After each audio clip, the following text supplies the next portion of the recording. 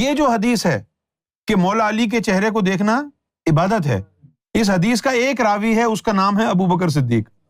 اب اگر ابو بکر صدیق کو کوئی بغض ہوتا مولا علی سے تو اس حدیث کو تو نہ بیان کرتے، یہ بات تو نہ کرتے۔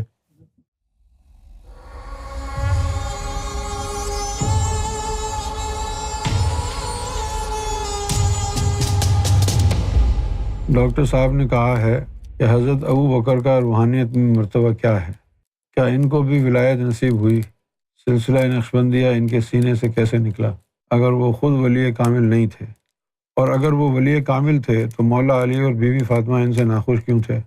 حدیث صحیح مسلم 4577۔ مولا علی نے ابو بکر کو جھوٹا، دھوکے باز اور عہد شکن کیوں کہا ہے؟ حضرت ابو بکر جو تھے وہ کامل شریعت تھے۔ اب کامل شریعت کو جو ولایت ہوتی ہے وہ مرتبے کی ولایت ہوتی ہے، اللہ سے تعلق نہیں ہوتا، اس میں اللہ سے تجلیوں کا کوئی لینا دینا نہیں ہوتا۔ ان سے جو فیض ہوا ہے وہی لطیفہ نفس کا فیض ہوا ہے۔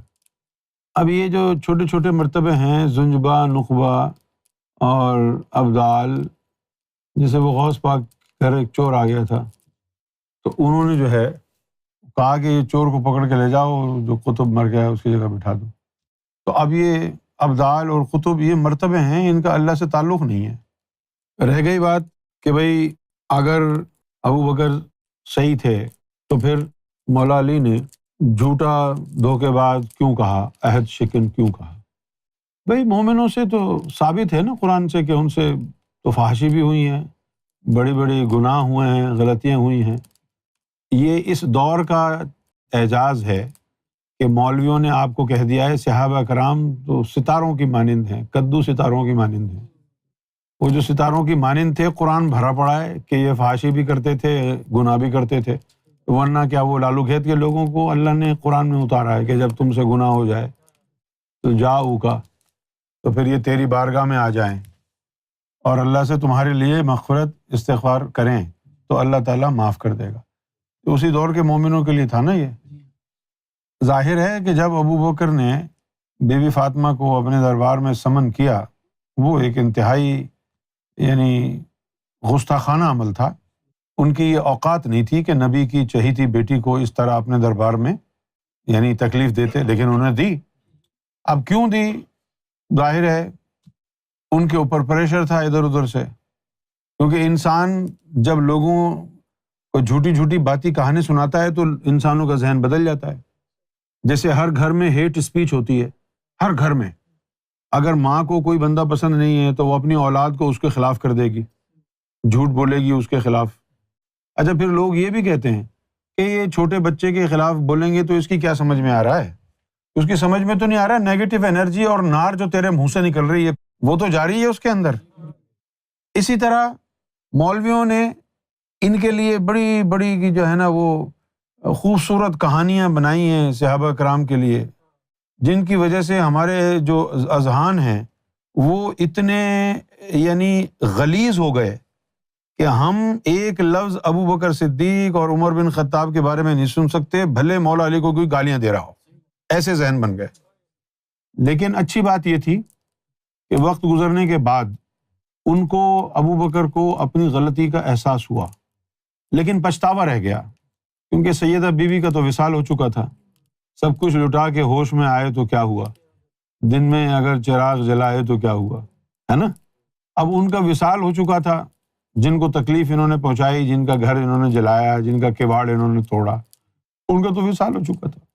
اور کتنی دردناک بات ہے کہ انہوں نے اپنی نصیحت میں مولا علی کو یہ کہا کہ اے علی، کسی مسلمان کو میرے جنازے میں نہیں بلانا۔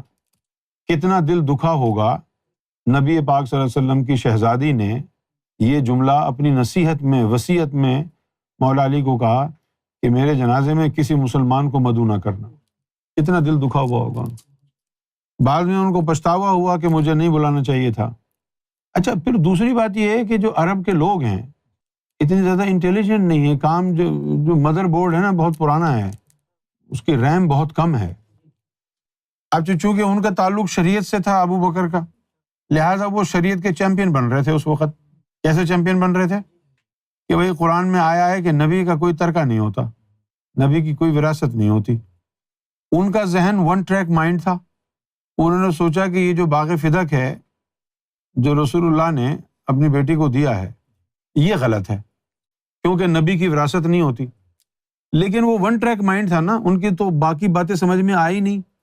وراثت تو تب ہوتی جب حضور یہ کہتے کہ یہ میری وراثت ہے، اور جو کچھ حضور کی ملکیت میں تھا وہ صرف ان کی اولاد کو جاتا، لیکن وہ بطور وراثت دیا ہی نہیں۔ اب میں اگر ابو بکر کے دور میں ہوتا تو میں اس سے یہ پوچھتا کہ تم بی بی فاطمہ سے باغ فدق واپس لے رہے ہو یہ کہہ کر کہ بھئی نبی کی وراثت اور ترکہ نہیں ہوتا۔ اب مجھے بتاؤ کہ ہر جنگ میں جو مال غنیمت ملا تھا وہ سارا مال غنیمت حضور نے اپنے بیٹی کو دیا تھا یا سارے مسلمانوں کو بانٹ دیا تھا؟ مسلمانوں میں بانٹ دیا تھا نا۔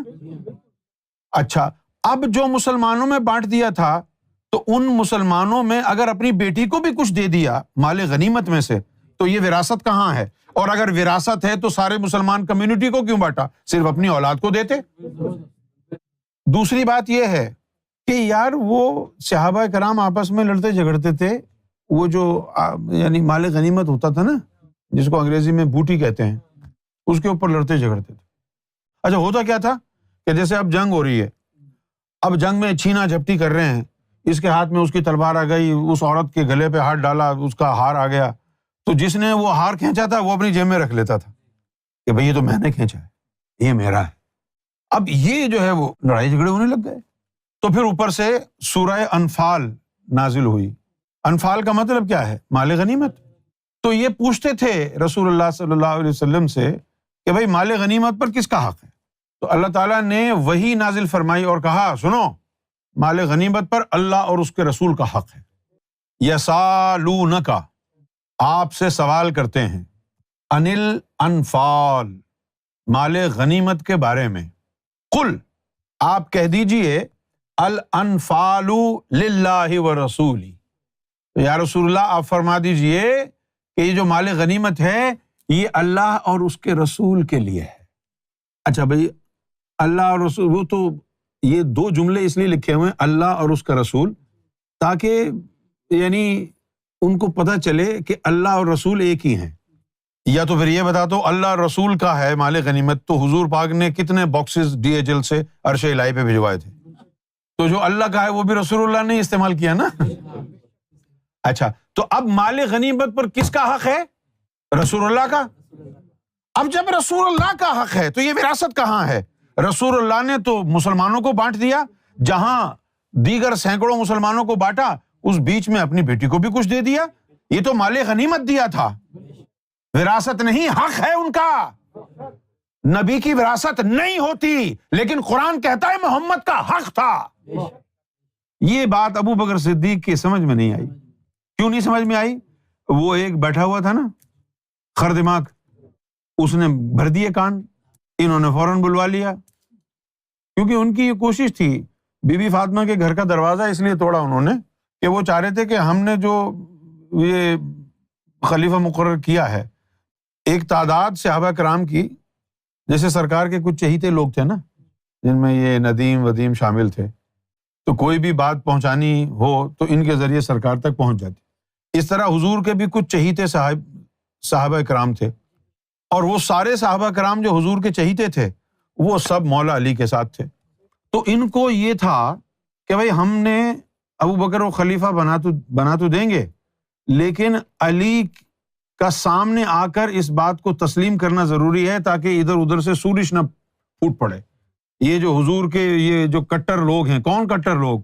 اصحاب صفا، وہ نہیں سنتے تھے کسی ابو بکر اور عمر بن خطاب کی، وہ بڑے جو ہے نا وہ خطرناک لوگ تھے۔ وہ کہتے نو، علی اور محمد کے علاوہ کوئی یہاں پر آ کر نہ بولے۔ ان لوگوں کو بھی تو چپ کرنا تھا نا۔ تو اس لیے یہ ان کے پولیٹیکل مفاد میں تھا کہ مولا علی کا ووٹ ہو، اور مولا علی گھر سے نکل نہیں رہے تھے، نہ مولا علی دروازے پہ آ رہے تھے، اس لیے انہوں نے دروازہ توڑا۔ اب دیکھو آدمی بچنا چاہ رہا ہے کہ تمہارے فتنے نہ پڑے، اور تم اس کے گھر پہ آ کے آگ لگا رہے ہو، اس کو گھسیٹ رہے ہو کہ تم فتنے میں پڑو۔ خیر 6 مہینے جب اس واقعے کو گزر گئے تو ابو بکر نے پھر پیغام بھجوایا. 6 مہینے گزر گئے ناراضگی میں. پھر ابو بکر نے پیغام بھجوایا کہ بھائی میں آپ سے ملنا چاہتا ہوں.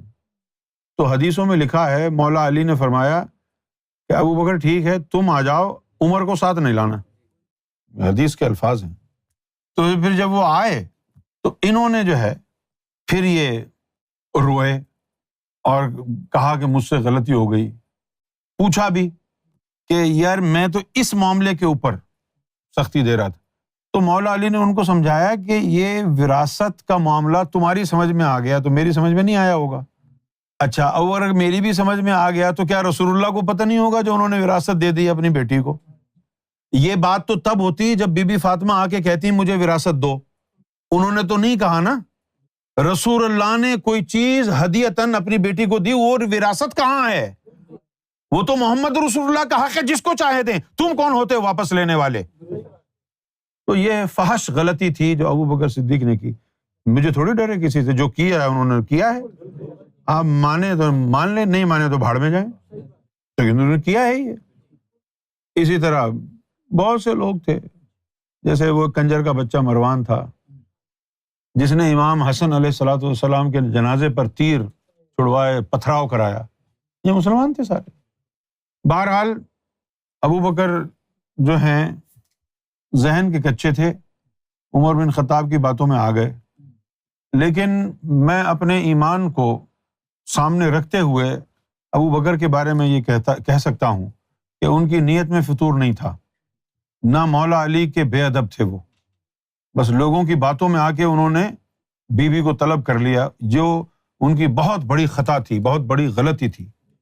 اب اگر بی بی فاطمہ ان کو معاف کر دیں تو پھر معافی ہوگی, اور اگر بی بی فاطمہ نے کہا میں ان کو معاف نہیں کرتی تو پھر ان کی چھٹی ہو جائے گی.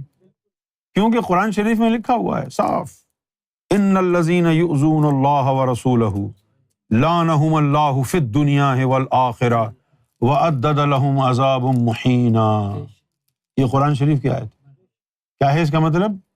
کہ وہ لوگ ان الذین یؤذون اللہ ورسولہ, جو اللہ اور اس کے رسول کو اذیت تکلیف پہنچاتے ہیں, لعنہم اللہ فی الدنیا والآخرہ, اللہ تعالیٰ کی دنیا اور آخرت میں ایسے لوگوں پر لعنت. وعدد لہم, اور اللہ کا ان سے وعدہ ہے, عذاب مہین, بڑا دردناک عذاب دے گا. تو اذیت نہیں پہنچائی انہوں نے بی بی فاطمہ کو. چلو یوں کہہ دو جس نے بھی اذیت پہنچائی وہ اللہ کی لعنت ہو اس پہ. جس نے اللہ رسول اور آل رسول کو تکلیف پہنچائی اللہ کی اس پر لعنت ہو. یہ فتویٰ قرآن کا ہے.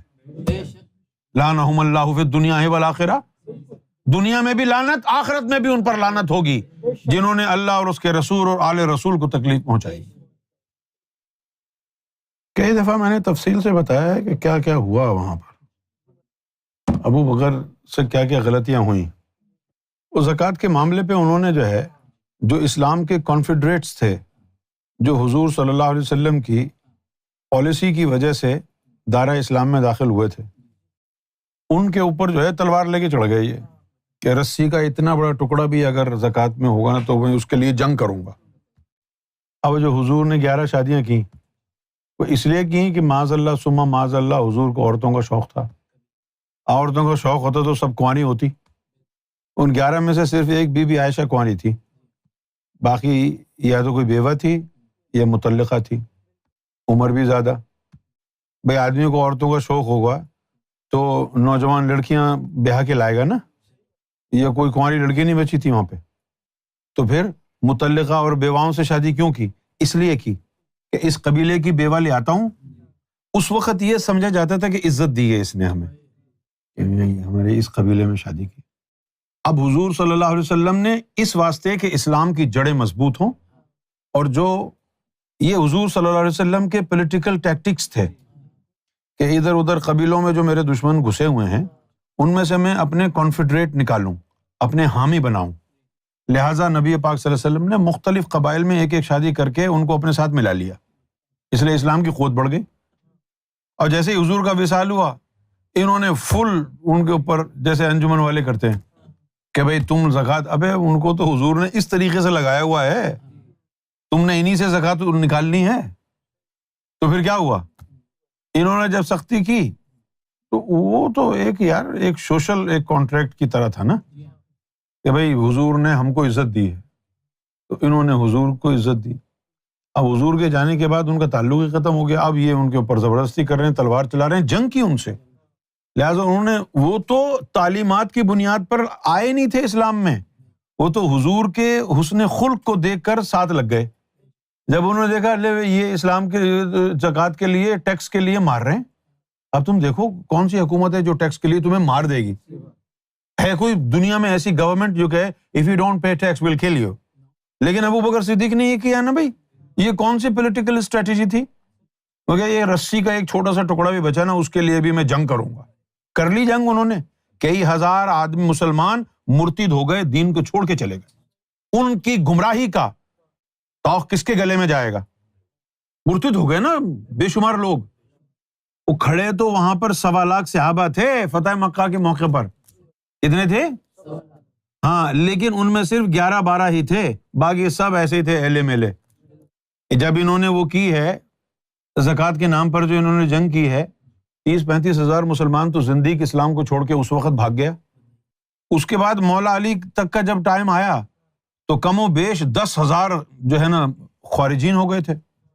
10,000, جن میں سے 5,000 کو مولا علی نے جو ہے ان کو فارغ کیا, اور 5,000 ڈر گئے, توبہ طائب ہو گئے. جب مولا علی نے ان سے جنگ کی خارجین سے, تو یہ مسلمان انہی کے خلاف ہو گئے, کہنے لگے جی آپ نے مسلمانوں کو کیوں مارا؟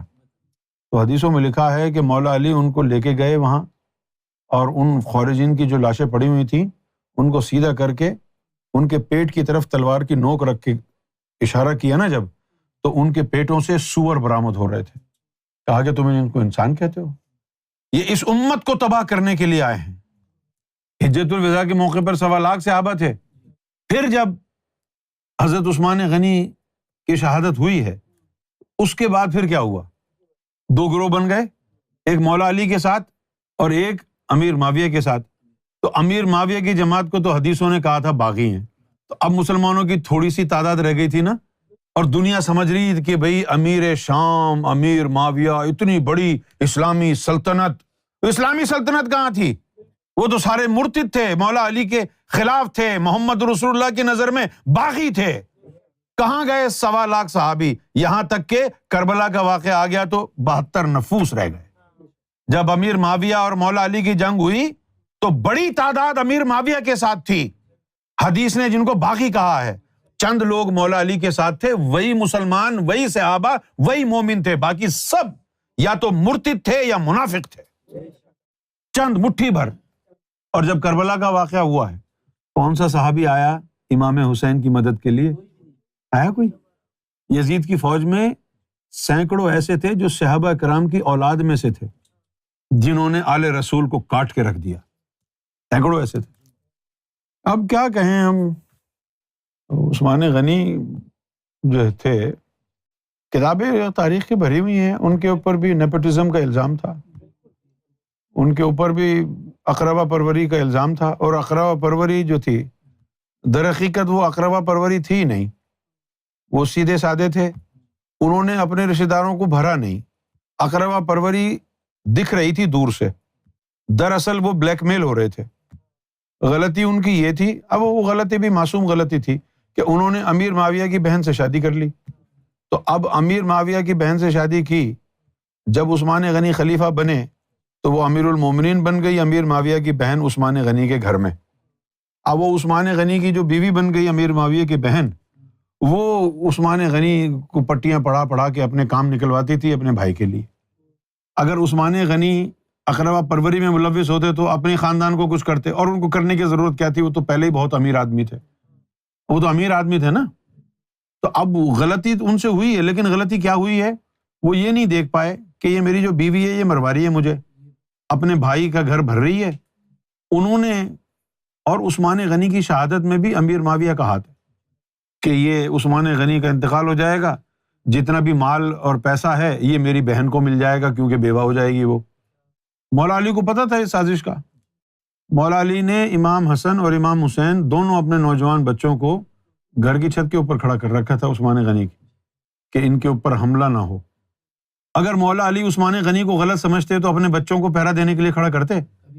سوچو یار، دماغ استعمال کرو نا۔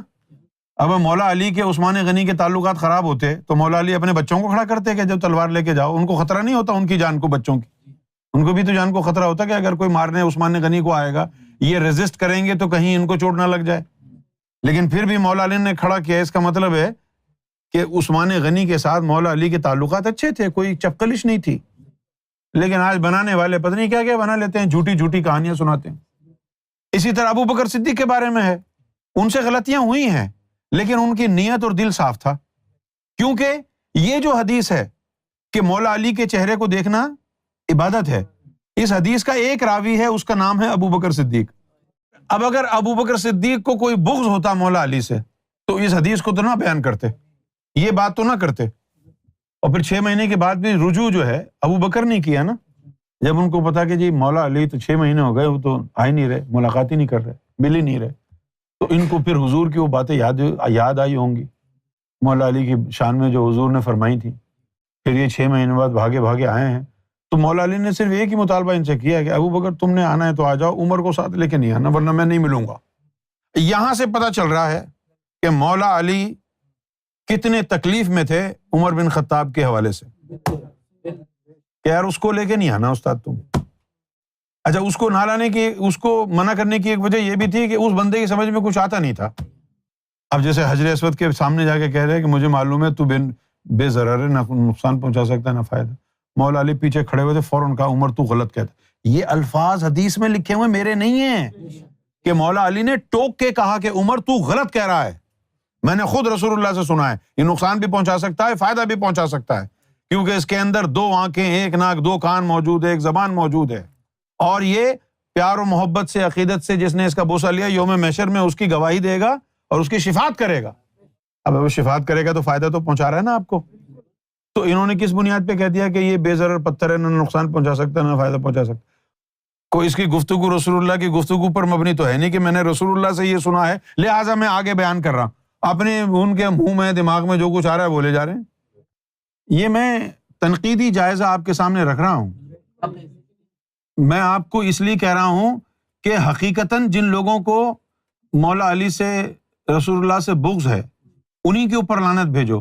کہیں ایسا نہ ہو کہ کوئی مولا علی سے پیار کرتا ہو، اس کی تعظیم کرتا ہو، لیکن ان تعظیم اور پیار کے علاوہ انسان بشر ہے، غلطیاں بھی ہو گئی ہوں، بعد میں معافی مانگ لی ہو اور اللہ رسول نے، مولا علی نے ان کو معاف بھی کر دیا ہو، تو پھر آپ کا کیا ہوگا؟ آپ تو لعن طعن کرتے رہیں گے، گالیاں دیتے رہیں گے اس کو۔ تو گالی دیکھنے سے پہلے یہ دیکھ لیں کہ واقعی سامنے والا بندہ گستاخ ہے بھی ہے یا نہیں ہے۔ سنی سنائی باتوں کے اوپر سب کو گالی نہ دیں، سب پر لعن طعن نہ کریں۔ کیا خیال ہے آپ کا؟ سنی سنائی باتوں پر نہ کریں نا۔ اب آپ کہیں جی ابو بکر کی ماں کی ہے، ابو بکر کی ماں کی وہ بعد میں پتہ چلے کہ ابو بکر تو حضور صلی اللہ علیہ وسلم کے وفادار ساتھی تھے، پھر کیا ہوگا؟ اس وقت کیا ہوگا کہ یوم محشر میں آپ دیکھیں کہ ابو بکر جو ہے مولا علی کے پاؤں دبا رہے ہیں اور آپ خوشی سے بیٹھے ہوئے ہیں، کیونکہ غلطی تو ہو جاتی ہے نا انسان سے۔ ان کے دماغ میں یہ بات آئی نہیں کہ حضور نے ہدیہ کیا تھا، یہ وراثت کا مسئلہ ہے ہی نہیں، ان کو غلط، یعنی ان کا ذہن خراب کیا گیا تھا۔ یہاں تک کہ جب قرآن مجید کو جمع کرنے کی بات آئی تھی، اس وقت بھی ابو بکر جو ہے کھڑے ہو گئے تھے کہ نہیں، عمر کو کہا کہ تم اس سے وہ کام کرانا چاہتا ہے جو رسول اللہ نے نہیں کیا، کبھی نہیں کروں گا، میں منع کر دیا۔ اس کے کچھ عرصے بعد پھر آ گئے۔ وہ میں نے بتایا نا کہ ان لوگوں کی فطرت میں ہوتا ہے، یہ موذی جانور ہوتے ہیں۔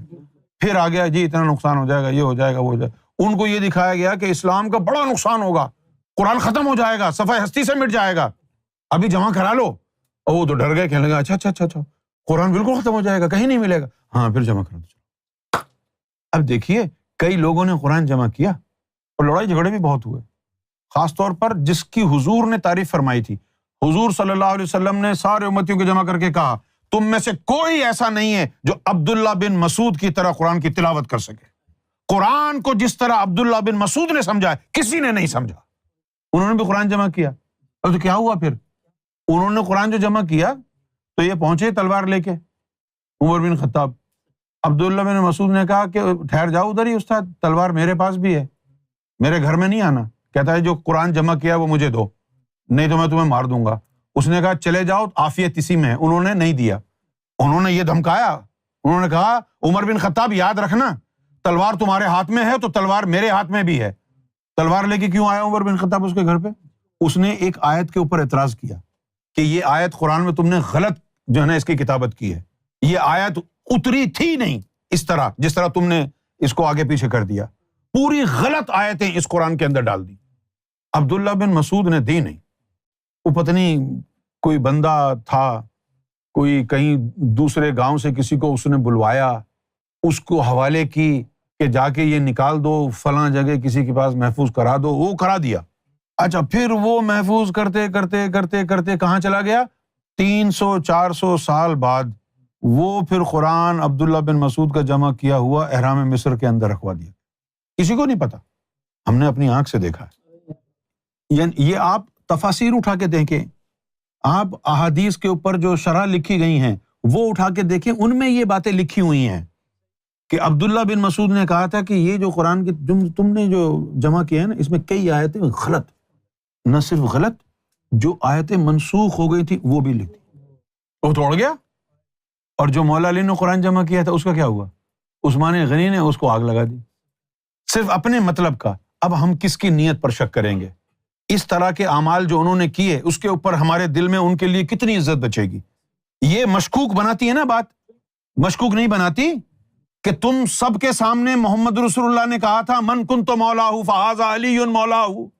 تو جو مولا علی ہے، جو ہمارے پوری امت کے مولا ہیں، انہوں نے جو قرآن جمع کیا ہے سب سے زیادہ معتبر وہ ہے.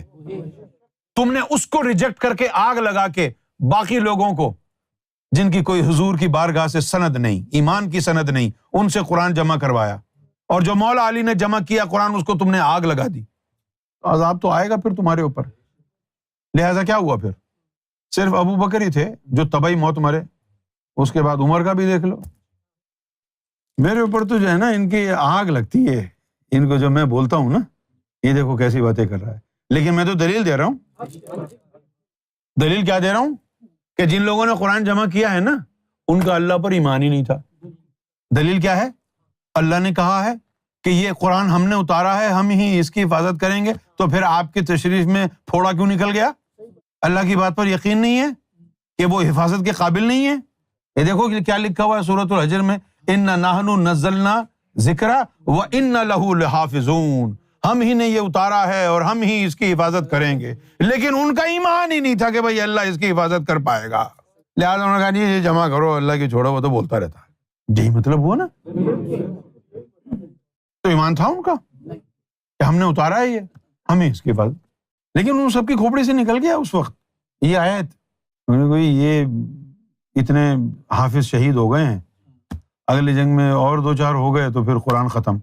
حالانکہ یہ بات جو ہے نا اس میں جھول ہے. جھول کیوں ہے؟ آج کسی حافظ کے اوپر آپ یہ ٹرسٹ کر سکتے ہیں کہ وہ قرآن کو نئے سرے سے لکھوا دے گا؟ کر سکتے ہیں کسی حافظ پر؟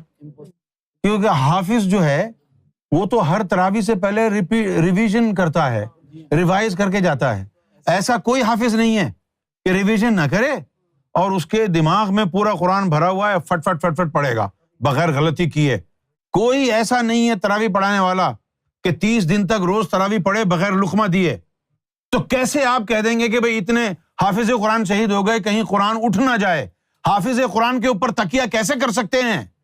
تو یہ جھوٹ اور جھول والی بات ہے کہ بھئی اس لیے قرآن کی کتابت کروا رہے ہیں کیونکہ حفاظ شہید ہو گئے تھے. غلط. کیونکہ کسی حافظ کے اوپر تکیہ کر کے قرآن کو اثر نو دوبارہ ہو بہو بغیر کسی خطا اور غلطی کے لکھوایا نہیں جا سکتا. اور پھر اس بات کی کیا گارنٹی ہے کہ جتنا قرآن نازل ہوا تھا اور لوگوں نے چمڑوں پر لکڑیوں پر لکھا تھا وہ سارا کا سارا تم نے ریٹریو کر لیا؟ اب جس طرح ایک بات ہے کہ یہ جو لفظ ہے کانا یہ ماضی کے لیے استعمال ہوتا ہے. لقد کان لکم فی رسول اللہ اسوۃ حسنہ. معلوم کیا ہوا کہ اے لوگو رسول اللہ صلی اللہ علیہ وسلم کی حیات طیبہ تمہارے لیے نمونہ تھی. یہاں یعنی حاضر کا صیغہ نہیں ہے، ماضی کا صیغہ استعمال ہو رہا ہے. جس طرح انسان کی تعریف کرتے ہوئے اس نے کہا انہ کان ظلوما جہولا، انہ کان ظلوما جہولا. اچھا اس کا مطلب وہ کیا لے رہے ہیں کہ انسان ظالم اور جاہل ہے. اگر انسان ظالم اور جاہل ہے، غوث پاک کے بارے میں کیا خیال ہے؟ مولا علی کے بارے میں کیا خیال ہے؟ تو پھر کیا مطلب ہوا انہو کانا ظلومن جہولا، ایک وقت آیا تھا جب یہ جاہل اور ظالم تھا، جب اس نے اپنے سینے کو منور کر لیا، آباد کر لیا، اب تو نہیں ہے۔